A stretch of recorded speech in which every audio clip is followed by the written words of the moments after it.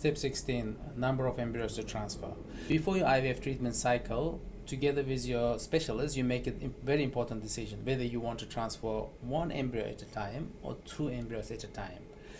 Obviously, these questions will be going through your mind and I will answer them one by one. First question, can I have more children by transferring two embryos?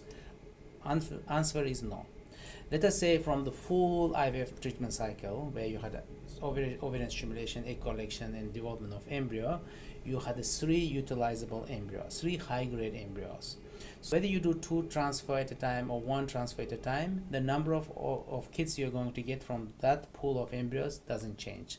Let us say we run two scenarios. First scenario, you decided to do double embryo transfer. You transferred embryo A and embryo B, which has a potential to become a healthy baby. Then you can have twin pregnancies and two kids. And then you come back and transfer third embryo. It doesn't work. Then you had two kids out of this pool.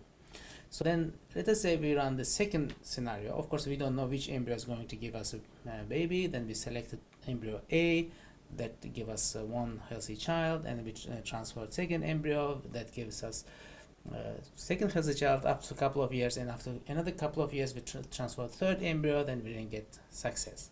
Essentially, if you're going to get two kids out of this pool, you're going to get two kids, whether you do double embryo transfer or single embryo transfer. The next question is, you may think my chance of having twins not very high even if I do double embryo transfer, because people transfer two embryos all the time and you have a singleton pregnancies. Overall, your chance of having twin pregnancy if you do double embryo transfer is high. How high? It's approximately 30%. If you transfer two embryos, you have approximately 30% chance you will have a twin pregnancy.